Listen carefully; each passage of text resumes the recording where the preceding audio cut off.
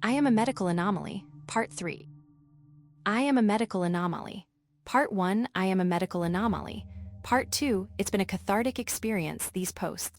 I have never really gone in depth regarding my personal life before, and knowing that a bunch of strangers might give a damn about me and my weird-ass situation is kind of comforting. I attended another symposium at the university today. I haven't really talked about this much. It's something I am summoned to at least a couple times a month. I don't know how they get me out of here considering I can't even walk up the stairs, but I guess they're the geniuses. I basically am brought out onto a stage, sit still in a chair in a hospital gown, while some crusty old man talks about my condition and what a medical marvel I am. One of these crusty old dudes tried to coax my co-pilot to come out, and it ended with me throwing a chair across the stage and security escorting me off to the side. I'm basically just a monkey in some weird lab experiment. I'm tired of it. Surely they can figure this thing out without making me dance like a jester for the masses. I try to go down to the day room today, but it's a little hectic in there today. 5D has been masturbating constantly since this morning, and when I sit down, he looks at me. Gross. Finally, I find a spot in the hall next to a window that I can hunker down in until Mr. Jackoff can go limp and head back to his room. The asshole in my head is still trying to keep me from making posts, but after all this reflection, anything he removes just comes right back. It's all fresh in my mind now. Now I'll be able to tell you who he is, what he is, why I am some kind of medical marvel. I call it a damn curse, but I suppose if I can prevent this from ever happening to another person, then I am more than willing to sell my soul to the devil to get to the bottom of this. Here we go, / stage 4. Depression. I remembered more than just waking up. There were fleeting moments where my mind tried to clarify that, somehow, I was still alive. I heard dogs barking and raised voices above me on the drop-off. The light against my eyelids told me it was daytime. Splashing and crunching of wet gravel grew closer and flecks of water hit my hair and face. It's him, the Novak boy da Silva. Identify him. I heard muffled words, then a rapid intake of breath. Yes, him. I heard the radio bleep to life and a voice call for an ambulance. The pain was indescribable. I didn't try to move. I knew I would black out if I tried. Someone called Jamie? On shift at the ER, give him a heads up. No, don't let my dad be the one to see me first. Darkness took me again, and I found myself back in a state of semi-consciousness as an ambulance rattled down the highway around me. BP 8556 not looking good. Just let me die, I begged in my head. You should have left me in the creek. Jamie, let me talk to Alice. You don't need to hear this report. Dad, darkness. Then something thick in my throat and tried to cough it up, but it was deep. I heard alarms going off around me and the squeak of sneakers approaching me. I couldn't see them, but I felt their hands holding me down as I fought to reach for the hard, thick tube in my neck. A dizzying feeling came over me, and I knew they had given me something. Suddenly, the tube was being pulled back from my lungs and out of my mouth, causing me to gag and choke. Colin, easy, it's okay. My name's Dr. Kelly. I've been taking care of you. A soft female voice drifted into my ears and past my panic. I finally wrenched my eyes open and looked around me. Though one of my lids was swollen, I could still see. I looked up and saw a small woman with fiery red hair looking down at me. Dr. Kelly, MD, was embroidered on her white coat. Welcome back, Colin, she smiled calmly as the nurses moved furiously around her. You had a rough week, but here you are. I gathered myself a bit and noticed how heavy my body felt, not because of the drugs, but the plaster. My left shoulder was completely encased down to my elbow in a plaster cast. I felt a wrap around my ribs, which protested as I attempted to scoot my body up. My left hip down to my ankle was nothing but cast. What? I said in a gritty, raspy voice. We'll talk more when your dad gets here, okay? Dr. Kelly patted my hand. He's here, he's on his way up. Dad, I stammered, and just as I did he burst through the door, his eyes dark beneath and shining. He ran over to me and threw his arms around my head as gently as his enthusiasm would let him. I felt his chest heave with a sob, and I felt nothing. Oh my God, son, I thought you were gone. He pulled back, grabbing my face in his hands. My face was bruised and my skull was wrapped tightly with a bandage, but he looked at me like I was perfect. I didn't respond to that confession. I wasn't sure what to say that would bring him comfort. I didn't feel like I had won a victory, more like I had lost. I failed. Once the alarms were taken care of and my father had calmed down some, the nurses cleared the room and allowed Dr. Kelly to speak with us privately. "It's a miracle you're still alive, Colin. I won't sugarcoat it," she said as she scrolled down her tablet and tapped it a couple times. "One of the worst skull fractures I've ever seen. 5 broken ribs, broken hip, multiple organ involvement and bruising. So I guess my question is, what happened, Colin?" I looked up at her, begging her silently to not make me talk about it. I didn't want to tell the truth, but I knew I was so far gone that I needed professional help. "Call, please," my dad begged, gripping my hand tightly in his own. "Please give me something, son." That was it. That did it. I jumped. My dad's face went slack and the light flickered in his eyes. "Why did you do that, Colin?" Dr. Kelly asked in a professional yet comforting tone. I hurt my friend, Ashley." Dad nodded shortly and pulled away from my hand. "Dad, I'm so sorry. It happened again." Dr. Kelly, who softened at the sight of my dad looking so lost, prodded. "The voice, the blackouts." I nodded. I figured my medical history was now public knowledge, especially considering I had almost killed someone. "Well, that's part of what we need to discuss today." "Jamie, do you need a minute?" she asked Dad. He took a breath in and shook his head. "No, I'm fine. Is he gonna be okay?" he asked. "Well, I'm not exactly sure how to say this, but we found something that no one I have tried to contact has ever heard of. If I am right in my theory, this will explain everything you have been experiencing since you were little." I tried to sit up a little straighter, but my body wouldn't allow it. My dad took my hand again.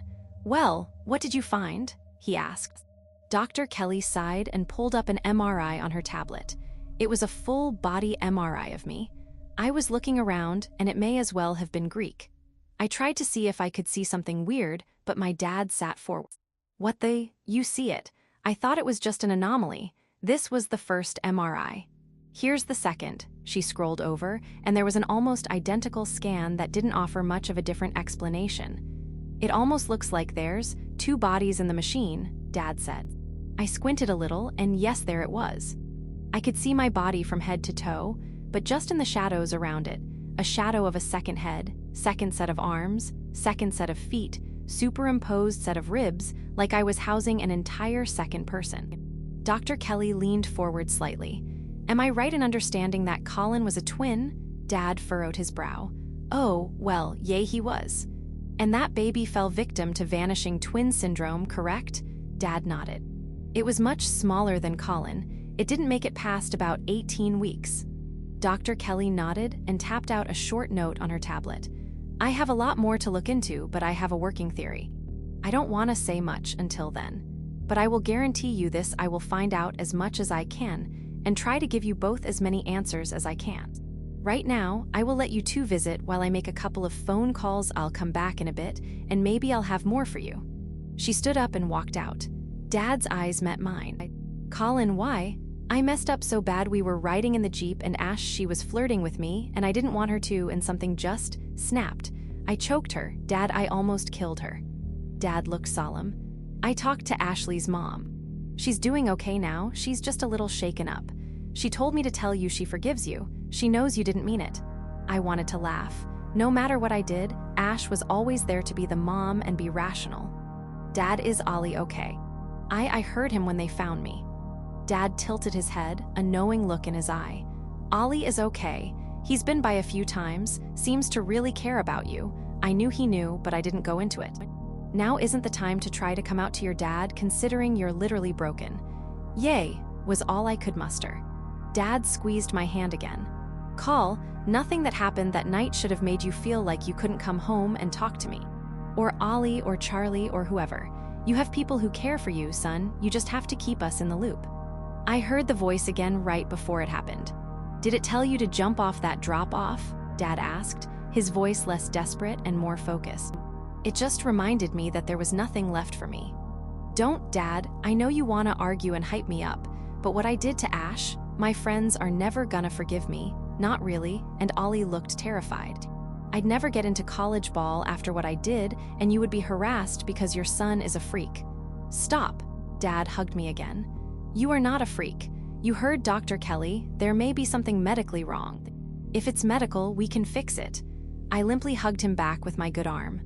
Okay, Dad, I answered, not putting much into it. I still wasn't hopeful, but I couldn't keep raining on his parade. After a while and a couple of bites of orange jello that were forced down by sheer pity from the look on my dad's face when I told him I wasn't hungry, a knock came at the door. Dr. Kelly came in followed by a host of what I assumed were doctors. So this is the team that's been taking care of you. Neurology, pathology, orthopedics, pulmonology, and the pediatric general physician. And the other 4 dudes? I asked, indicating the suits standing off to the side. Dr. Kelly nodded. Yes, these are the psychology department heads and the head of the division of rare diseases. My dad and I tensed at the same time. Rare diseases? Dad asked.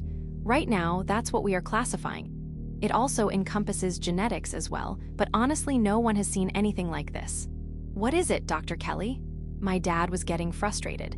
Honestly, so was I. I'm sure you're familiar with the medical term fetus in fetu, she asked him. It sounded goofy to me, but Dad nodded. Parasitic twin? Essentially, yes, Dr. Kelly affirmed.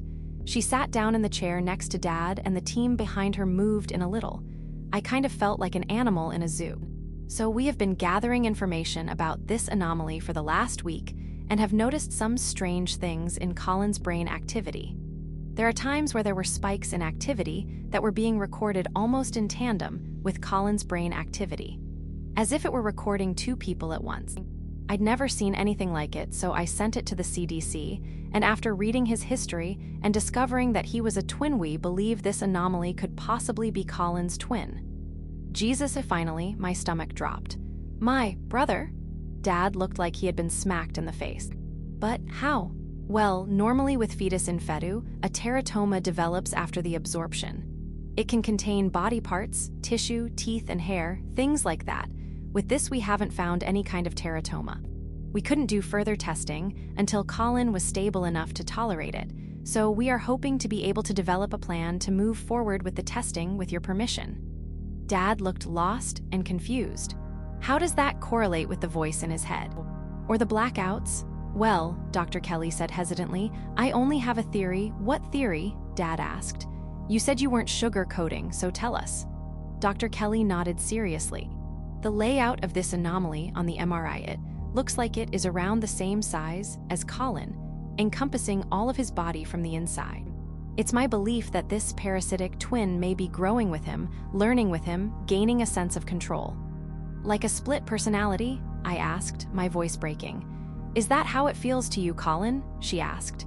Sometimes, I croaked, I feel like I lose time. Like I go to sleep for a while and wake up not knowing what happened. I blinded a boy in elementary school and don't even remember why. I have stolen from shops and don't remember why, and my friend Ash. I hurt her and don't know how I got from A to B. I thought I was going crazy. I couldn't hold back anymore. My eyes burned with tears of grief. My whole life has been plagued by it, from my mom grieving the brother I never had, my father grieving my mother silently so I wouldn't see, and now I was grieving normalcy. My life, as I knew it, was over the moment a name was put to this thing in my head. I knew, after overhearing the following conversation with my dad and the other doctors, that I was in for a battery of testing, checklists, diagnostic exercises, and not to mention recovery. I'd never play baseball again. My hip was dust. My senior year was nowhere in sight. I'd not finish school with my friends or go out and have beers with Charlie and Ash ever again. I'd never get to know Oliver. My life as it was known to me would change forever. // well, those tests seemed to just be the confirmation of the inevitable. I was the first ever case of fetus in fetu in which the host and the parasitic twin were truly 2 in 1. My brother, the voice in my head, has grown with me. We took our first steps at the same time. We went to kindergarten together. We played our first game of baseball together.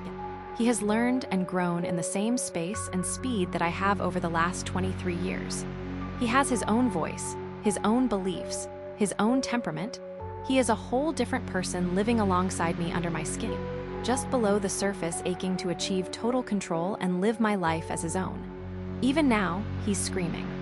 I can hear his voice echoing inside my skull, shaking my eardrums, making me want to take a screwdriver and just pierce them enough to end the chaos.